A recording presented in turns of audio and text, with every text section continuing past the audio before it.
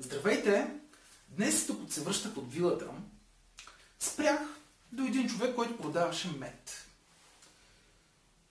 Бях силно впечатлен как този човек ми продаде един от неговите медове с магарешки от магарешки будил.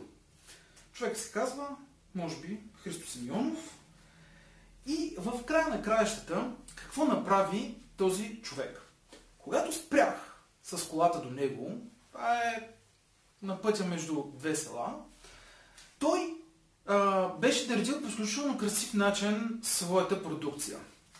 Беше украсил съответно малкото стелажче, на което беше разположил медовете. Тоест той се беше постарал да има една перфектна визия, радост за всеки един мърчандайзер, така че хората да бъдат заинтересовани и да спрат с колите си. Умишлено той беше подбрал място, където точно ще влезеш в съседното село, т.е. ти трябва да намалиш скоростта и беше намерил място, където да има 2, 3, 4 паркоместа за автомобилите, така че спокойно няколко души да могат да спрат и да се възползват от неговите разкошни медове. Той беше направил медовете по такъв начин, че всички да имат различни цени. Беше започнал от най-евтин мед за около 7 лева, чисто билков, до най-скъпия мед, манов мед, за около 15 лева бурканчето. Когато спрях и се доближих до него, той изключително приветливо ме посрещна. Остави ме да разгледам за 10 на секунди медовете, така да прошаря с поглед върху тях и зададе първия си въпрос. Какъв мед обичате, господине? Аз му казах, че ям непрекъснато мед, но нямам конкретно мед, който да обичам. Всички ми харесват. С което той не се съгласи или просто да ми каже, ми разгледайте се тогава и си изберете, а продължи да ме пита. Нещо, което трябва да прави всеки един търговец. Той изразяваше изцяло емпатия към мен. И ми каза, добре, радвам се, че консумирате мен. Това означава, че аз съм един щастливец днес, че точно вие спряхте да видите от моите медове. По всяка вероятност ще купите, при което аз се разсмях, т.е. той вкара малко хумор в общуването си с мен и така директно ми отпусна душата. След което каза, вижте, аз предлагам всякакви медове, но всеки има определено значение за човешкото здраве. Така че кажете ми, конкретно за какво го използвате? Давате ли го на малки деца?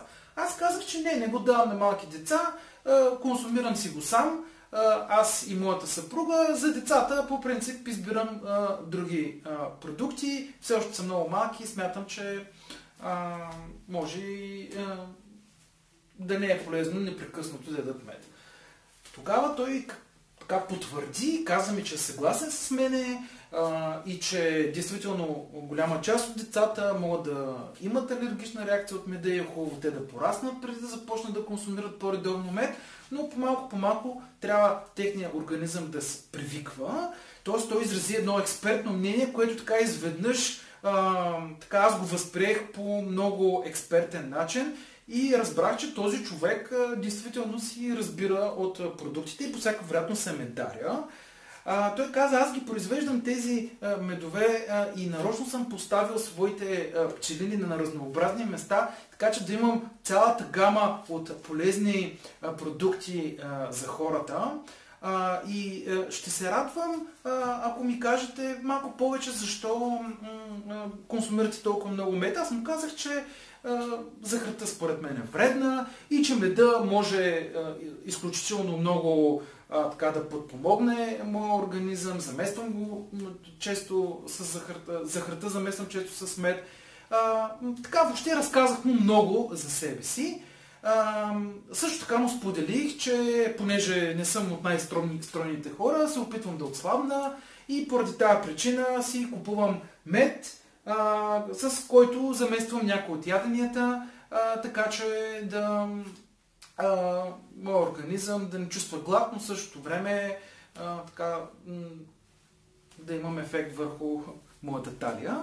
Той каза, че това е изключително интересно и че е чел много, дори е почитател на диетите на Лидия Ковачева, които са с мед и плодове.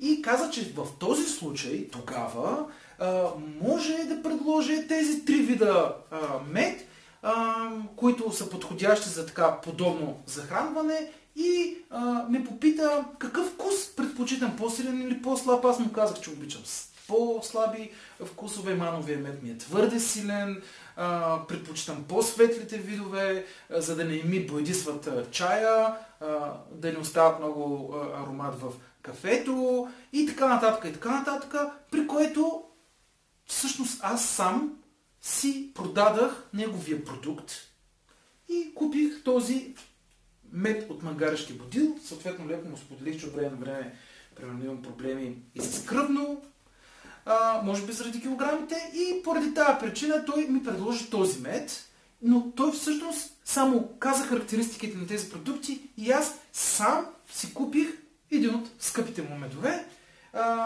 които просто той продаде неусетно по всички правила на продажбите и то face-to-face с мен, без да използва агресивна техника, без да се опитва да ми налага своето мнение, само питайки какво аз искам, как го обичам и всъщност предлагайки ми аз сам да си продам на себе си този негов продукт.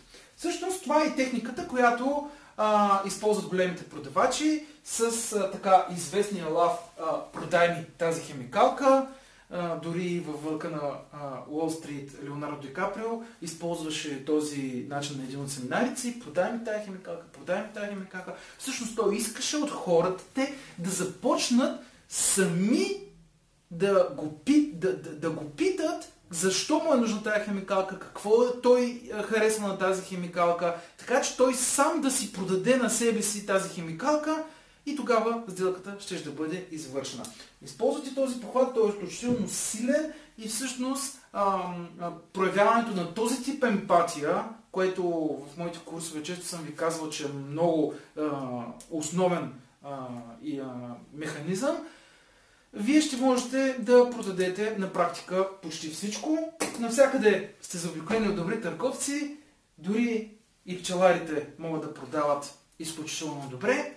Дали този човек беше учил някъде техниките на перфектната продажба или така просто неговия характер предполагаше той да бъде един добър търговец, това можем само да гадаем, но истината е, че аз си купих мед, бях много доволен, сам си го продадах на себе си и изключително удовлетворен си тръгнах и другия път на всичкото отгоре, ако мина пак оттам, ще мина, аз пак ще спра при този човек и вече му ставам негов лоялен клиент. Благодаря за вниманието.